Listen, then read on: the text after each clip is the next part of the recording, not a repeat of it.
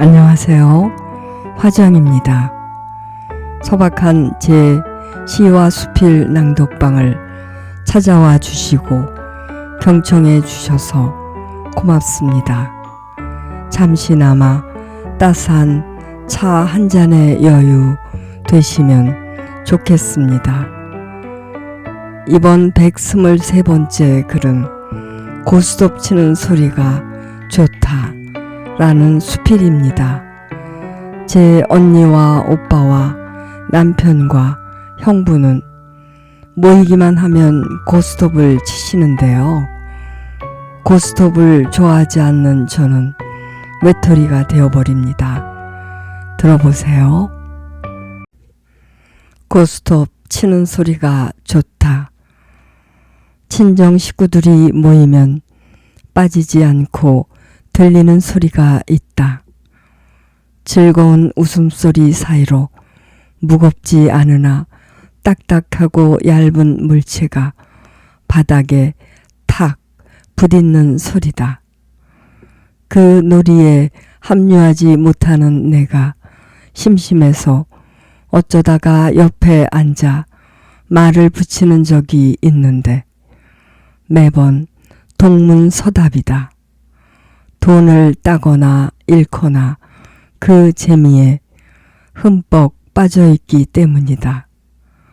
그만큼 그 놀이에 집중을 하니 치매 예방에 좋다는 말이 생겼을 것이다. 우리말로는 고스톱, 영어로는 고스톱이다. 3점을 획득하면 갈 것인가 멈출 것인가 두 개의 길 앞에 서게 된다.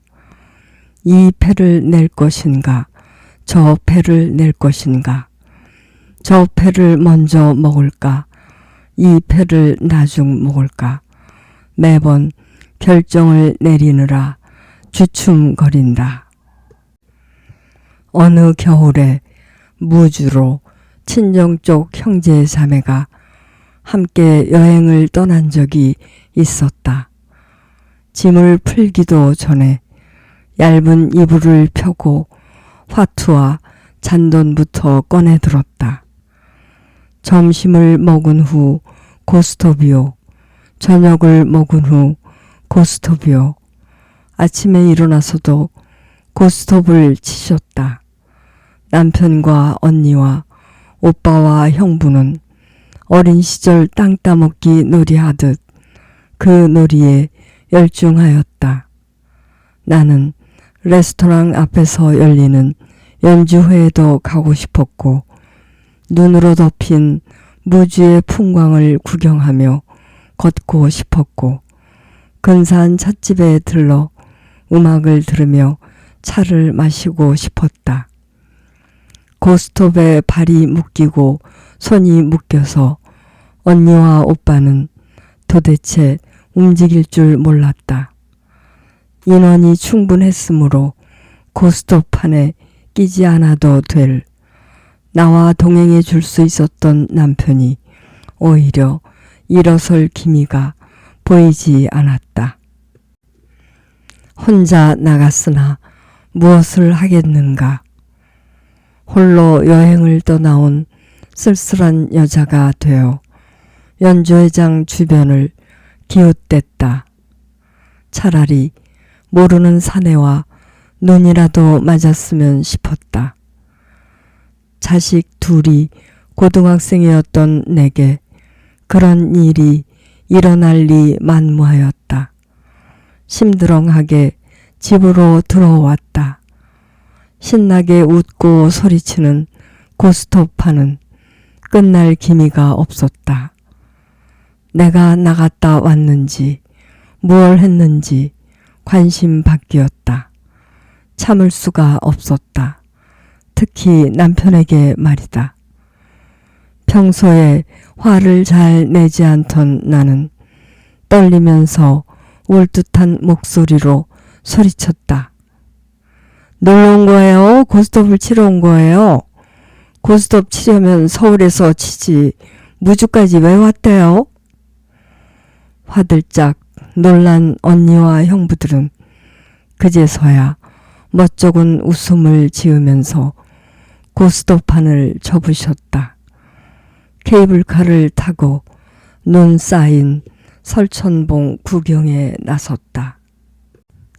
섬진강을 거쳐 해운대로 돌고 돌아 여행을 갔을 때도 고스톱을 치셨다. 지리산에서도 그랬다. 익산 언니네 갈 때마다 그랬다. 하다못해 형제 자매들 생신 때마다 모이는데 그때마다 고스톱을 쳤다. 고스톱을 치지 않는 또 한 사람, 둘째 언니가 있는 날은 그래도 덜 심심했다. 책이 있으니 책을 읽으라는 둥, 피곤해 보이니 들어가서 한숨 자라는 둥, 동네 한 바퀴 바람을 쏘이고 오라는 둥, 혼자인 나를 배려하는 말들을 하셨는데 모두 내 눈치가 보인다는 뜻이었다. 나도 나름대로 노력하였다. 고스톱을 치는 장소가 한남동 큰언니네 집일 때는 남산길을 걸었다. 셋째 언니네 집일 때는 아파트 주변을 돌아다녔다.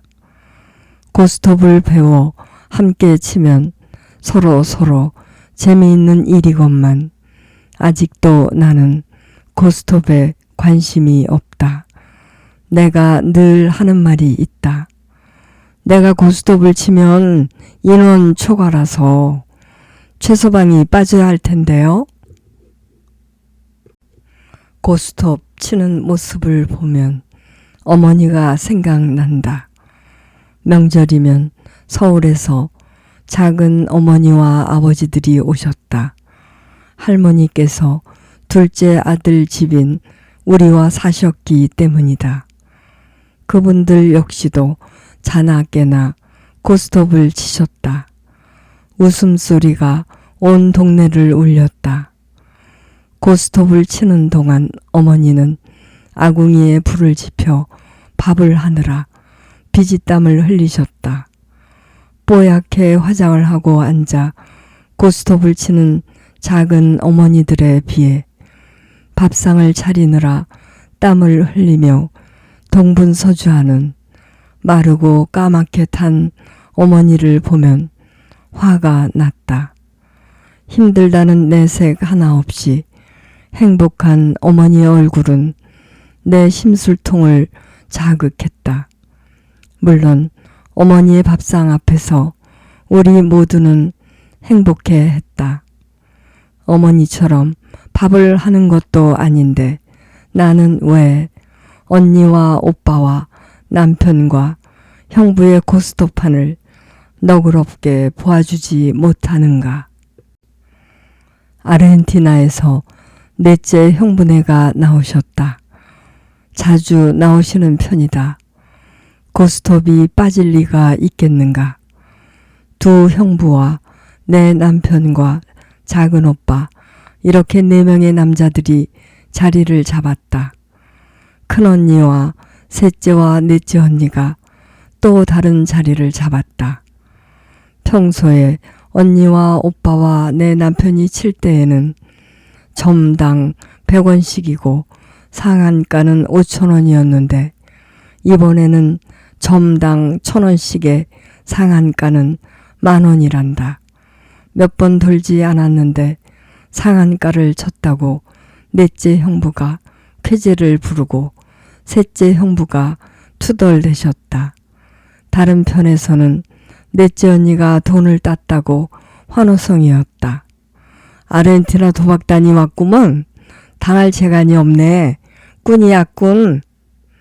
한 번에 10,000원을 내는 작은 오빠의 어깨가 처진다 싶었는데 말씀이 부쩍 줄어들었다. 적든 많든 돈을 잃는다는 건 사람을 시무룩하게 만든다. 돈을 딴 넷째 형부만이 희희낙낙하였다.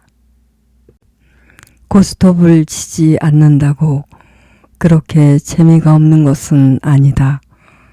고스톱을 치면서 서로 주고받는 소소한 이야기 소리와 웃음소리는 듣기 좋다. 귀 기울이게 한다. 웃음소리와 말소리의 높낮이만으로도 누가 돈을 따는지 잃는지를 알 수가 있기 때문이다. 돈을 따지 못하는 사람은 그 돈이 많건 적건 절대로 웃거나 수다를 떨지 못한다. 당연히 목소리가 크고 웃음소리가 큰 사람이 분명하게 돈을 따는 것이다. 오늘은 아르헨티나 형부의 목소리가 제일 높고 크다. 작은 오빠도 내 남편도 별로 소리를 내지 않는다. 상한가가 높아서인지 고스톱을 치고 있는 남자들 사이에 흐르는 길 위에서 은근한 긴장감이 느껴지기도 한다. 목소리만으로 누가 승자인지를 가늠해 보는 일이 오히려 고스톱을 치는 일보다 더 흥미진진하다. 자, 이제 마지막 판이요. 벌써 4시간이 흘렀다. 피박과 광박과 고박처럼 바가지를 쓰고 머리를 극적이기도 하고 3점 이상 획득한 사람은 고를 할 것인가 스톱을 할 것인가를 고민하였다. 고스톱판을 들여다보면 우리네 인생처럼 굴곡이 심하다. 알 수가 없다. 돈을 따는 듯 하다가 잃기도 하고 잘 풀린다 싶다가도 꼬인다. 패가 좋지 않은데도 이기기도 한다. 패가 좋아도 뒤집는 패가 시원치 않으면 소용이 없다.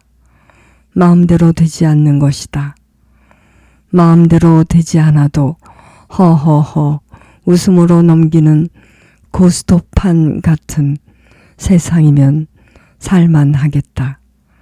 고스톱을 치다가 가족 싸움이 되어 경찰서까지 출두했다는 황당한 이야기도 있었다. 세상은 고스톱판과 닮았다. 소소한 기쁨과 절망과 만족감과 서러움이 있다. 에이, 그걸 내시면 어떡해요? 똥을 내주셨네요. 저를 살리셨네요. 저를 죽이셨네요. 한 바퀴만 더 돌면 내가 이기는 건데. 그거 내주면 이기는 건데. 아쉬움의 목소리가 넘쳐난다. 셋째 언니한테서 전화가 왔다. 너네 동네에 볼 일이 있어서 가는데 큰언니랑 작은 오빠도 부를까? 이 말의 의미를 나는 단번에 안다. 모여서 고스톱판을 버리고 싶다는 말씀이다. 저녁밥은 시켜서 먹을 거니까 걱정 안 해도 되고. 이 말의 의미를 또한 나는 너무도 잘 안다. 다음과 같은 한 편의 산문시로 나는 그날의 풍경을 남겨놓았다. 고스톱과 밥상. 화정. 70 안팎인 언니 오빠는 막내인 내 집에 와서 고스톱 치는 걸 좋아하시네. 밥은 시켜 먹자 그렇게 말씀하시지만 어디 가서 편히 집밥 얻어먹을 수 없는 시대이고 보니 만만한 막내 동생이 차려주는 집밥이 무조건 좋으신 거네. 그걸 빤히 알면서도 나도 밥하기 싫어진 50대 중반. 허리 굽어도 밥상 차리는 일 마다 않으신 친정 어머님 마음과 남을 위해 차리는 밥상은 바로 내 밥상이라던 시어머니 말씀과 내 갱년기 이기심과 심술이 어둑해질 때까지 삿대질이네. 두 어머니 말씀을 이길 재간이 없어 결국 밥상을 차리는 쪽으로 기우는데 풋고추 된장찌개와 오이 생채 딱 두 가지만 차리겠노라고 으름장을 놓고 마네. 좋지 좋지 최고지 최고지. 아버지 눈매 닮은 오빠 웃음소리 안에 어머니 계시네. 뷔페보다 100배 낫다는 언니들 박수 안에 시어머니 계시네. 2011년도 그리다. 우리가 일원동에 살 때였다. 막내인 내가 50대 중반이었다.